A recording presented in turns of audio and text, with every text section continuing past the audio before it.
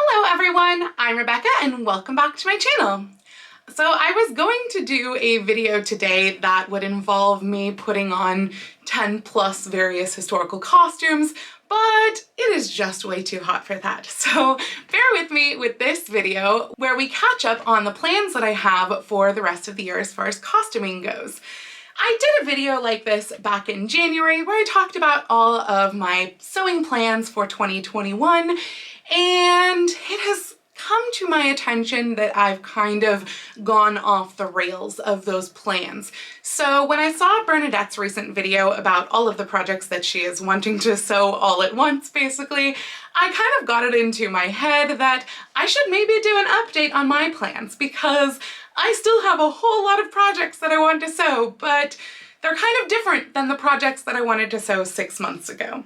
So let's go ahead and take a look, and hopefully I won't get too sweaty during the course of this video filming. So to start off with, the project that I'm currently working on is this 19 teens dress right here. Now I think at the point of seeing this video, you will not have seen any of the vlogs on this yet, and at the point of filming this video, I have not yet started to do anything other than figure out the patterning of that project. So we will get more to that project later, but if you do want to take a closer look at this 1915-ish antique version, I will leave a link to that video down in the description below. And do be on the lookout for upcoming videos on the making of this project. They will be coming out very, very soon. I have kind of been feeling lately like making historical costumes is almost feeling a little bit pointless because I have made so many in the last 2 years now that I really haven't gotten to wear for other things. And so I'm probably going to balance a lot of these historical projects with some more projects that I can wear from day to day. Whether that is things like this 19 teens one that I can actually incorporate into my normal wardrobe, or other stuff like vintage sewing from 1950s patterns, maybe even modern sewing. But the next project that's on my list after this one right here is another vintage pattern. And in fact, it's one that I've promised you before because it is a 1950s version of Cinderella's pink dress. I did mention way back when I started that project a few months ago that this project would be coming up. Now initially, when I first thought I was going to be making that project, I had planned to make it out of the exact same fabric that I made the 1838 version out of. However, I have since realized that wearing heavy polyester matte satin to a Disney park, to Disney World in November, is probably one of the stupidest ideas I could have had.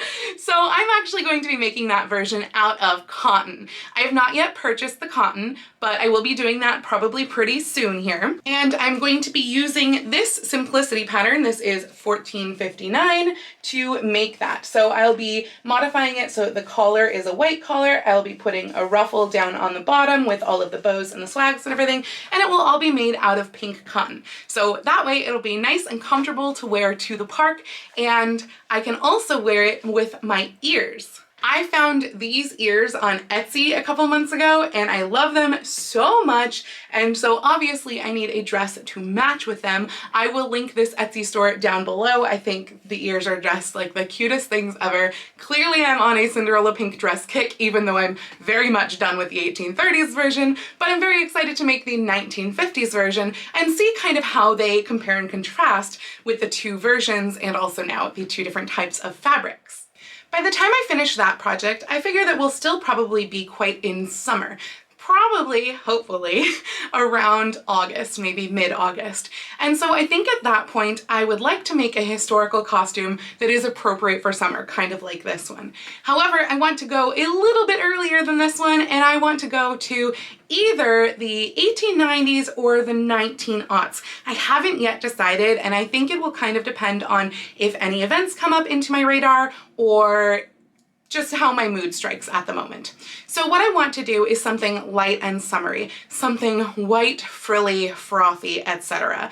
And I'm probably going to use this Swiss dot fabric that I've had in my stash forever. And it is just a Swiss dot cotton that I got in the fabric district ages and ages ago. Like seriously, this was probably 2013 or 2014 I've had this, and it's nearly 10 yards, and I think it would make a wonderfully frothy dress for either the 1890s or the 1900s. Now, if I go the 1890s route, I am probably going to do something like this dress from Patterns of Fashion. I think it is so pretty, and there's a dress that I'll pop up a picture here that I fell in love with the moment that I saw it, and I was originally going to do the contrast with purple velvet because I happen to have some purple velvet in my stash, but then I found another fabric that matches that purple velvet exactly, so I might see about a different velvet or maybe just a different contrast entirely that I will use for that. But I am leaning towards the 1890s version just because I know that I have fallen down that like I want a dress filled with insertion lace, Edwardian bandwagon thing that Bernadette and Taylor from Dames de la Mode and so many others have been doing lately, and I don't have the patience for that. So someday I will make that frothy Edwardian version, but for now I'm thinking the 1890s version because it won't involve any insertion lace, basically. And puffy sleeves. Who can say no to puffy sleeves? At this point, we should probably be into September. So in September, I am planning to make a nice fall dress out of that silk du peony that I just found at Joann's for ridiculously cheap. If you haven't seen that already, I think I mentioned it in my Bambi dress video, which I will link down below, but it looks like this. And I feel like this kind of palish purple with the gold in there is such a perfect fall color scheme, and that velvet that I mentioned matches it exactly. Like, oh my god, how perfect is that? So one of the things that might convince me to do just a simpler Edwardian version for the August slot is the fact that originally, when I first found this, I mean, this is what, a few days ago, but when I first found this, I was thinking, oh, 1850s, that would be so great because I haven't really done much 1850s and they loved plaid and that'd be so great. But then when I realized that this velvet matches it perfectly, I was like, well, what if I made an 1890s like suit style outfit out of this with the velvet for like contrast collars and stuff? I mean, oh my gosh, that would be so dreamy and gorgeous, so autumnal. Wow. So now I'm kind of thinking maybe 1890s, but do I want to do two 1890s projects in a row? I don't know. We'll see. So I'm definitely going to be doing 1890s soon. I might be doing two 1890s projects soon. We shall see. I'm very excited about both of them. So following that, we'll be getting into October, ideally. I mean, this timeline might not all work. Some projects wind up taking me way longer than I expect, like Cinderella, and sometimes projects go faster than I expect. So you never really know, but I feel like generally speaking, my average is about one historical costume per month, unless it is a significantly complicated costume, or unless theater is also opening back up and I might be getting back into more theaters. So we shall see what happens to my sewing time, because if I get cast in shows, obviously that is going to decrease significantly.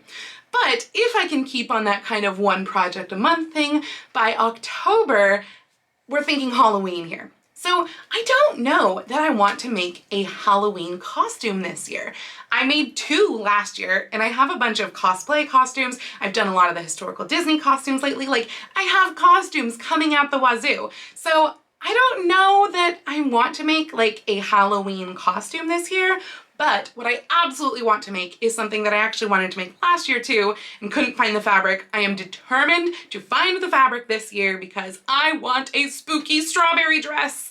Yes, kind of like the one that Rachel Maxey did last year, where it's the tulle and the netting and all of that, but it's bats or pumpkins or spiders or something like that. I really want a spooky strawberry dress. So that is my plan for October. I'm gonna make myself a spooky strawberry dress. I have a feeling I will also be making myself other just like fall, autumnal, Halloweenish, spooky, everyday wear, because I just love the spooky season. It's like one of my favorite times of year, that and springtime and flowers and everything.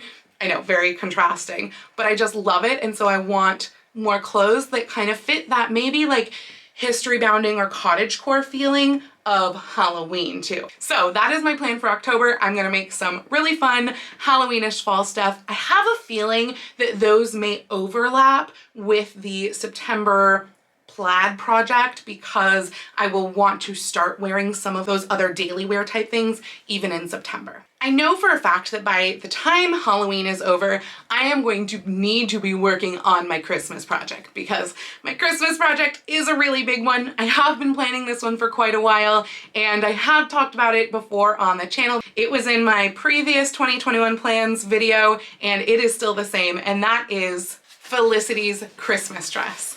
I so want to reproduce this dress. I think it's so gorgeous. I have loved this since I was a little kid, and so that's gonna be my big difficult project for this fall. It is going to be this. And I don't know how difficult it's really gonna be. It's just the fact that I haven't done a lot of 18th century recently, so I think it's gonna be a little bit of a learning curve, but I'm super, super excited to make it. I have swatched the fabric. I have not yet ordered it, but at least I know where to get it. So if I manage my time wisely with Felicity's dress, and I still have time to make something else before Christmas, I do actually want to make one other 18th century outfit. I'm kind of hoping that by putting two back to back, the second one will wind up being a lot simpler and easier for me to do. I don't know if that's gonna be true. But my second 18th century outfit will be a red Brunswick, which are those hooded wintry garments with like the matching quilted petticoats. And I'm going to be making it out of pre-quilted fabric. This is silk taffeta fabric that is backed with cotton. And I got this from the Fabric District. And I think that this would make a really, really gorgeous, Christmassy 18th century Brunswick. So that is my plan for hopefully also Christmas time. If I don't have time to make this before Christmas though, and like finish it before Christmas, honestly, this project is going to get pushed off for later because I do also have other wintry projects that I want to make for next year, which is like weird to think about wintry projects right now when it's so hot out and it's the middle of summer. But yes, I do have other wintry projects that I want to make. And in fact, that other wintry project that I want to make, it's one that I just absolutely fell in love with, and it is this fashion plate right here. The moment I saw it, I feel like my heart stopped. It was just like, oh my God, I need that dress. It is so freaking pretty. Now that said, I don't have any of the fabrics for it. I was originally thinking that that purple silk velvet maybe could work for it, but obviously now I have found other uses for that purple silk velvet, so I would have to source all of the fabrics for this, and kind of coming almost back to back with Felicity and buying the fabrics for that might get really expensive, and yeah, I don't know that I can afford that. So if you really want me to do these projects and you want to help, don't feel obligated, please don't. But I do have my Patreon, of course, always helps. And I absolutely love my patrons. And then you get special benefits too, like early release videos, video chats once a month, etc. There's a lot more. Just check out my Patreon link. Or there's also my Ko-fi. I don't know, I could, I guess, start kind of a like Ko-fi fund specifically for these two projects. Let me know if that's something I should do. It feels weird asking you guys to like help with money because it's costuming, and I know costuming can be really expensive and we're all going through the same thing, but if you think that that is something I should do, just let me know in the comments and maybe I'll go ahead and start sort of like a fund to make this beautiful purple velvet gown because it's so pretty. Anyway, ideally, after I finish that purple gown, we will still be in wintry times, maybe like February-ish. That's kind of my goal of next year. And yeah, I know I've gone past 2021 here, but I figured I would just kind of tell you almost like my next year's slate of projects. Hopefully you keep watching. If you don't want to hear about stuff for past 2021, you can stop the video now and that's fine. But next up on my list for that kind of February, maybe March, I'm hoping that I can finally get up the nerve to make that freaking Daniel Deronda riding habit.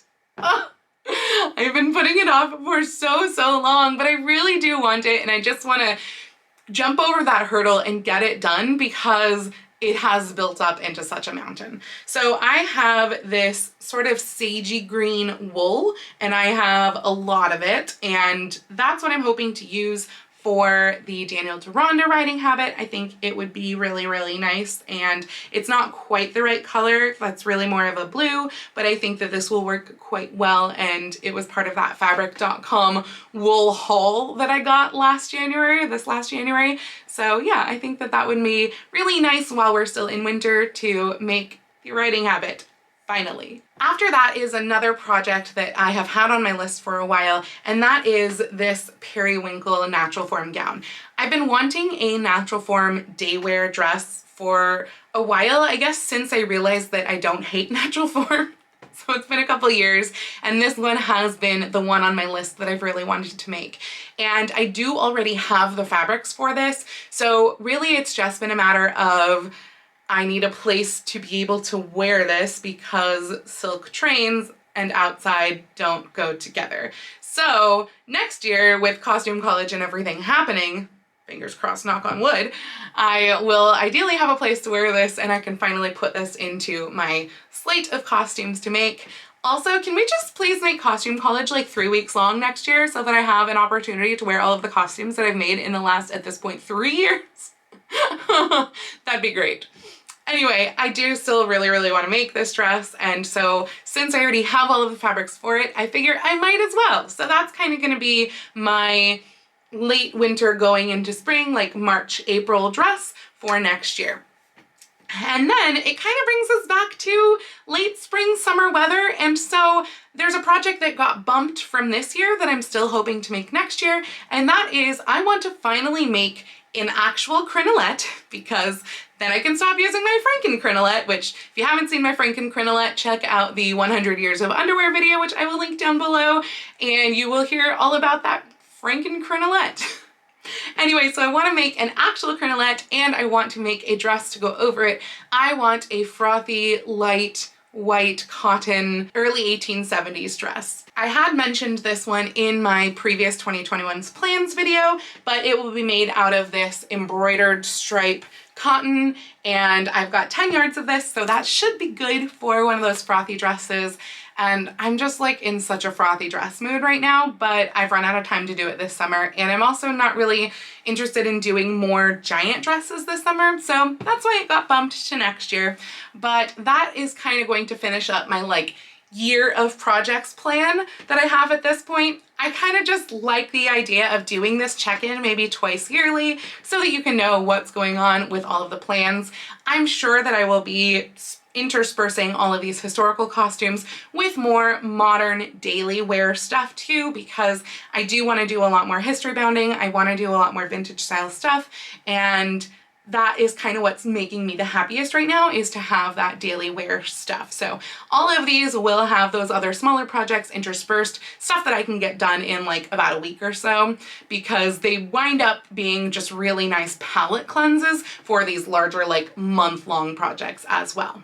So I hope that you enjoyed this little catch-up video here, just a nice way to talk out your plans. I always feel like it is really good to just put your plans down on something, whether that is a notepad, a whiteboard, a video, what have you, to just have that opportunity to like talk through your plans, write down your plans, think about your plans, because then you can know like, okay, well in the next year, what fabrics do I need to acquire? What maybe undergarments do I need to build for these projects? You know, what all are you going to do? How much time will it take? Which you never really know, but it's just really good to get that all out, because then you can have an idea of everything that you need to acquire, because it's always easier if you know farther in advance what you need, because then ideally something might go on sale, or maybe you'll stumble across a fabric and be like, yes, that is the one that I need for this project. Thank goodness I can finally achieve this project. And so that's kind of my thing. I'm a planner. I always plan out my costumes in advance.